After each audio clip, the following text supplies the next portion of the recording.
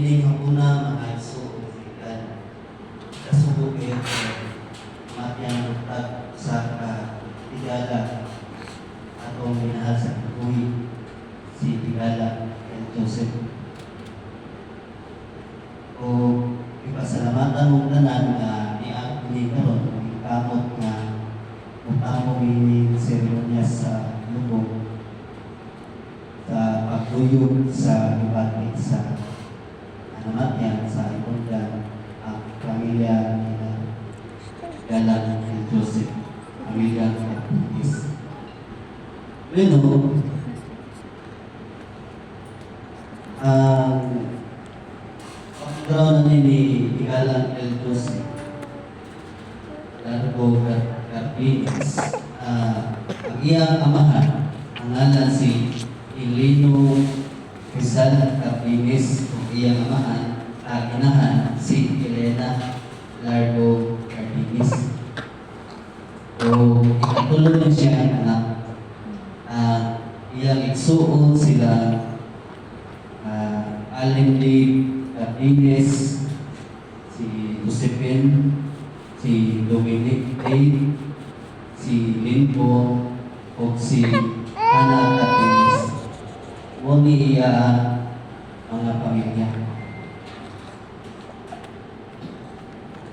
Pero, ay matay naman ang nagala si El Joseph.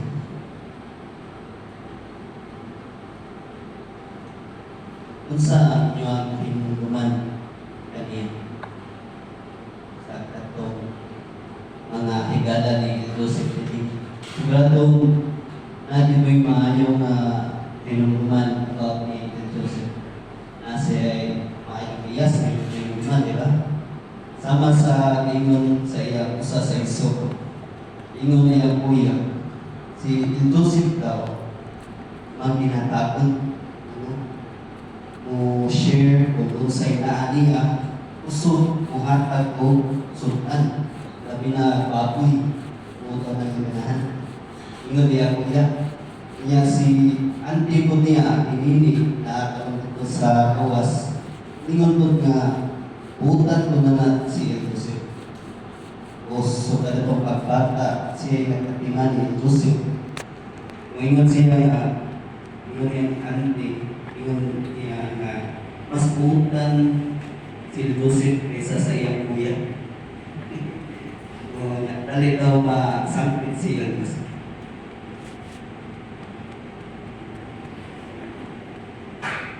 Usa si El Joseph na ay maayaw ang anak.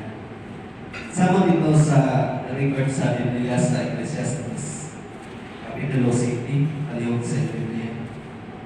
Ang Ecclesiastes 7, ingon na ang maayong ngalan mas maayo pa kaysa maayong lana. Kung ang adlaw sa kamatayon mas maayo kaysa adlaw na kauhan. Pero mga soul na higala, si kanhing higala El Joseph, nakahimog ito maayong ngalan. Sama-sama mga kuwento sa iya. So, diya kuya, si auntie. Nung dumagan nila, maayong ihimlo ni El Joseph. Kung kumusta po sa iyong bahay, sigurado na po po'y mga minahal sa kabuhi sa una, makay na. Luman naman ninyo, unsa ka maayo sila, diba? Pero sa kasukahin ng atong pagbati, kinawala man sila. Sigurado mabuod na, magbangunan, makahilak tatay. Hindi natin sila makapili. O kanang ang pagbati, normal lang yun siya ang pagbagutan. Gani, kaya sa Biblia, isa ng mga matinumanong mga alagad sa Diyos, naka-experience ko na si Abraham, sa dihang namatay ang iyang asawa, si Sarah. Ting ulan ni Abraham. Nagpangutan siya. Si Jacob, sa dihang nasayra niya nga wala lang yung anak na si Jose. O nakahunahon na siya na namatay si Jose. Pero ting ulan ni Jacob. Isang ibubay siya sa iyang mga anak. Wala siyang minaw. Gusto niya magpangutan ang siyang kakatayan. Pero, kumusta naman ang atong Diyos na si Jehovah? Kung saan may pagbatik sa Diyos, sa dihan, masayra niya nga namatyan na pinahan. You know, atong susihon din sa Biblia ng Exodus. Sa Juan 11:33, Juan, Kapitulo 11:33. Ingon din yan nakita ni Jesus na naghilat si Maria o ang mga Hudyo na miuban kaniya daw ikumot ang iyang kasing-kasing kung siya nakupunta tayo. Sa ibatay ni Jesus, nagpupul siya tayo. Ikumot niya kasing sa tinan. Ibaluan niya ang matay ang iyang higala. Na yung sumpay, sa 34 po, siya may inom. Iinin niyo siya ipahilo na. Sila may kapag. Uban na mo, yung araw-iyong makita. Sa 35, sa inom din na. Oo, si Jesus nihinap.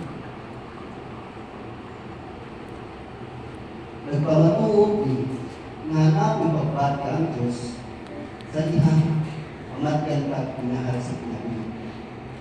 Kay si Jesus nagsundok sa ihintro ni Jehovah na Diyos makasiguro ka na si Jehovah yung anak yung tabihan kay ka. Anong bihilap man si Jesus? Gusto niya ang may habok. Igit gusto ni Jesus o Jehovah para mamatyan at minahal sa kinabuhi. Magkukul sila o muhila. Tama sa kita ni Jesus.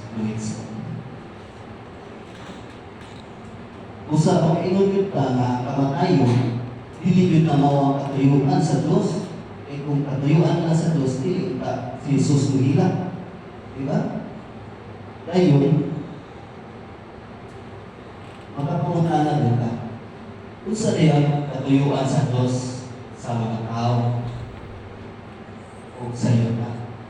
Pero, atong susihon ng Biblia, diya sa Genesis 2, ano na mabasa? Masaya na ito nga, iandam sa Diyos ang yuta.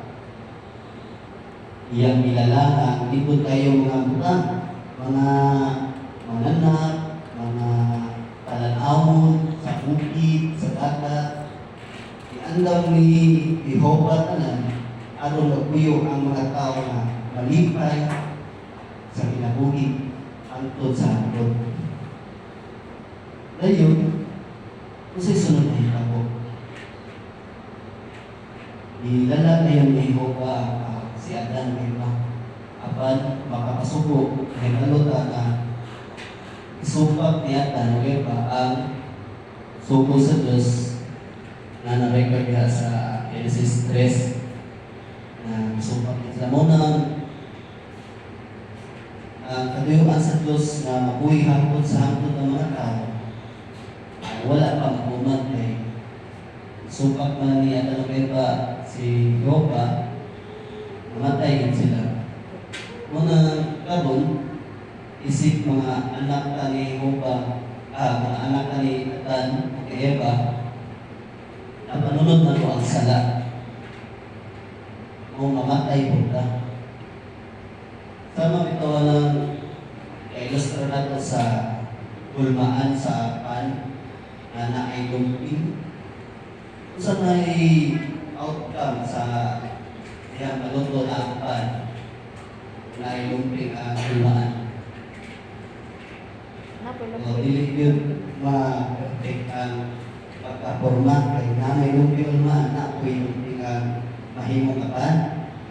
So yung anak ko may tapos sa ihang nakasala ako ng kinikanan, kita ko, napanunod na tayo sila. Murag ito ako ng jeans. Ihang ako kinikanan na isakit nga kuan like cancer, panunod po sa ilang mga anak na kakaliwat. Anak may ikan. Ayun, di naghapon mawag paglako mo igsuno kay ang katuyuan sa Diyos para sa iyo tao sa tao dili yun mausap kung yapon nimo ka nga umanon ka na katuyuan. Palihog sa Biblia sa Isaiah chapter 55 ang igsuno nila 55:10-11 ingon dili kay sa mga ulan o niebe mahulog ikan sa langit dili ubalik dito hangtod kagini utuhog sa yuta nga magpaturok sa mga tanong ug magpapungan niini nga maghatag og dinhi sa magpupugas ug pagkaon sa mga kumakaon. Kaunsi, ingon usab ni anak ang ulong nga mugula sa akong bapat. Dili ubalik kanako nga walay resulta. Apan umanon kayo niini ang bisan unsa nga akong gikahitayan ug sigurado ining mulapos sumala sa kung unsay akong katuyuan sa pagpadala niini. Oo, siguro yun yung hubat din himigso sa akong ibasa ng istorya. Ang iyang katuyuan, dili yun mausap. Matuman yun kay si Jehovah o ang Diyos na makabuhat na walay imposible kang Jehovah. Dili ba? Sama sa iyang isaat dili sa Pinadayag Kapitulo 21:4. Ingon siya, kung iyang pahiran ang magkagduhat sa ilang mga mata, ug ang kamatayo, mawala na. Ug wala na iya'y pagpamutan, pagkapaw o kasakit. Ang unang mga butang, nangagi na. Di ba makapahupay tayo na ang Diyos na Jehovah, ipasaligan ka na, matungod yun na mawala na ang problema sa kinabuhi, sama sa kamatayo, sakit, ug ang pagbati na ito nga nagpamutan, dili na nato na ma-experiencehan sa ako. Magpapahupay yun siya na sa ikan sa akong ako ng Diyos.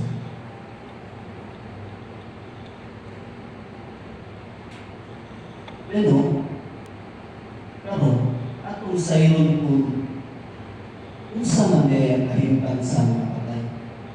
Unsa'y kahimpan sa diha? Mamatay na ang tao. Daghang mga tao na nag-inod nga sa diha mamatay ay magpapiling muli. Paramdam pa nimo, o paano ka sa lambo, ay makita daw nimo diha kay tinuod ka na. Ang ugadlod mahimong kuan, mahimong paru-paro, mahimong mga langgam, ang pato na reincarnation. Pero ang kamatuuran ng igsoon na aragit sa Biblia, atong sayron kung sa kahimtan sa patay. Palihog diha sa Ecclesiastes 25 sa inyong Biblia. Ecclesiastes chapter 9:5. Dinya ngayon, kay ang mga buhi, nasayod na sila mamatay. Apan ang mga patay, walay nahibaluan nga bisan unsa. Ug wala na sila iganti, kay ang tanan ilang halumanan, nakalimutan na. Kung ini ang mamatay, walay nahibaluan bisan unsa. Ayon dinhi sa verse 10. O kaya po sa Ecclesiastes 9:10. Ngunit dinhi, bisan unsa nga mahimo sa imong kamot, buhata ka na sa tibuok nimong puso, kay walay buhaton o plano o kahibalo o paalam sa lugnanan ang dapat ipinta mo ato. Usa, mga igsoon, may galang-sakta na pagpipin na once na mamatay ang tao, wala na nila sa ikaalam. Wala na na feelings, hindi na siya magumot, hindi na na siya mahimong mag-enjoy, hindi na siya mahimong makabuhat tao, bisan-bisa. Ipagkasama na nato sa dihang sa hospital dito, kanang naay operahan. Grabing sakit. Ang himuon sa doktor na pakatulog nito sila. O para mabati sila na walay pagkati. Hindi na mapila kasakit sa operasyon. Anesthesiahan. Dahil sa dihang mana operasyon, makamata na ang pasyente. Ang mahinungkuman sa pasyente, wala. Wala sa mahinungkuman kung sa komplikado ang operasyon, kung sa kasakit ang pag-hiwa-hiwa niya. Wala na kita siya feelings. Ngayon, ang patay, hinggang sa patay, wala na yung malunan. Sama saya ka na natulog. Ganit sa Biblia, balik nga gisbutan ang patay, sama natulog. Kung yun na hinuluman, ito panahon ni Jesus, namatay, higala sila sa doon si Jesus na akong higala, natulog. Mato ko dito, kaya ako siyang kakawon. So, yung ang kahintang, tadihang mamatay ng tao. Okay. So, itong nasayaran mga isun, mahigala nun, patay, wala na yung higalunan. Ngayon, kita, mamatay ka kung kaya napanunod ng konsala, inatan kayo ka. Pero sa may paglaong sa mga patay, ara pa sila puto. Pero makapahupay mga higala, magsita na diha sa Biblia, great forbid na ang mga patay may paglaong. Palihog diha sa Juan 5, versikulo 28. Juan chapter 5, verse 28, 29. Wala na. Yan ito. Ayaw kahibulong niini. Kaya mo kapo ang panahon na ang tanang anaas sa kagumanang mga lugnan. Unsa, makatulog sa iyang tingog o mga panahon. Ningon si Jesus na ay kahibulong. Kaya ini nga pag na mahita po sa umaabot, may bulog yung ano, di ba? Mabanaw ang mga patay. Dili lang pipila sa mga namatay, kundi ang ingon din hiyo, ang tanang nga naa sa gumana mga lugnaon. Ang supay, katong nagbuhat o maayo, mabanaw na po sa kinabuhi, o katong nagbuhat o kaotan, pagkahukuman.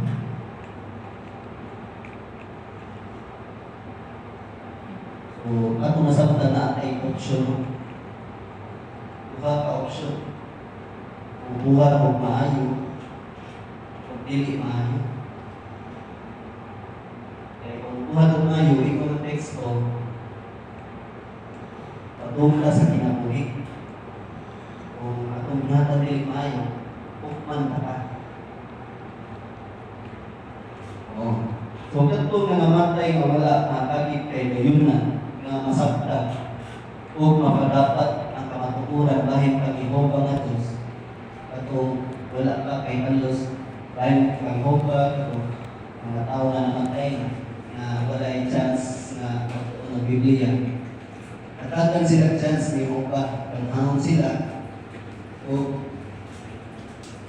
tudloan kung unsay gusto ni Ihoba o di gusto ni Ihoba. Aron masuot sila ni Ihoba o kanyaga ni Ihoba o nabuhin ng pusa. Yun ang mga igsoon. At kung nasaya na si Jesus, kung manuloy ko tayo, ipakita nila ang simpatya sa mga tao na namatay. Kay isaan si Jehovah, pinabuhing walay katapusan sa umaan. Dili ba gusto kang mabuhi hangtod sa hangtod? O dili ka gusto mamatay? Kanang edad ni Joseph na karon 40 years old. Bata pa lang tayo na. Kanang edad nga 80 years old, bata tayo na kumpara na ito sa kinabuhi nga dili makapas. Diba? Usa, hiningan ko ang pagtampong karon sa seremonya sa paglubog. Nagpahimugtungin ako sa kabubo kung kawalay kasiguruhan sa kinabuhi mga higala. Daghan ang namatay na bata pa, daghan ko namatay na taas-taas ang edad. Daghan namatay na healthy, isa healthy sila, magkakabong sila na healthy sila. Pero namatay ka mo sila. Daghan namatay na isa kuhan sila, isa careful sila, kaya naamong sila sa upang mga tao. Daghan namatay na inosente. So ang kinabuhi, hiling sistema, walay kasiguruhan. Usa, tungod sa pamatayon, mapalandong na ko kung sakot paggamit ang atong kinabuhi. Sakot kung paggamit ang atong kinabuhi. Kung sakot ang atong papalandong, kung sa unsang paagi ka, naghimo ug maayong ngalan sa inyong pagalingon sa atubangan ni Jehovah. Pwede na itong pangutaan ko ng atong pagalingon. Ang ako bang pagkinabuhi? Ako'y naghimo maayong ngalan sa atubangan sa Diyos? O gusto niyang pinungunan?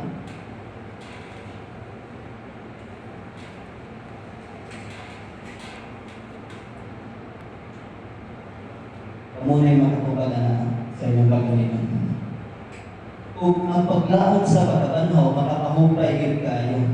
Hinaot na ang paglaot sa pagkabanhaw mga higala, pagtuklo ninyo sa pagkuha pagdugang kay Palo kahit pag-ihoba nga Diyos sa pagtuon sa Biblia o sa pagkuha sa kununsi o putol ni Jehovah aron mahimaya si Jehovah o imong malipay si Jehovah sa inyong mga bato. Kung gusto ninyo na magtuon ng Biblia, pwede mong makahangin sa mga saksi ni Jehovah aron tuawon mo sa inyong balay sa inyong mga convenient na mga oras. O samtang magpaabot kita sa saad sa Diyos sa umabot na makita na nato atong minahan sa kinabuhi na nangamatay sama ni El Joseph, ang inyong pamilya na namatay, inyong higala, samtang nagpaabot ka, kita pinahanglan magpupay sa mga usapan. Payo na to ang pamilya ni El Joseph na nakaroon, dili lang karoon, dili sa mula pa yung mga adlaw. Kung maglipunay ka sa atong pagtuo, paglaong, kung usapon, kinanglan, hangin ka ni Jehovah o puso, mag-ampo ka ang Jehovah na katangan ka niya ang makalahutay, makahimo siya karubuton, samtang nagpaabot sa unahan. Kung makapili na ito, kapusap na atong minahal sa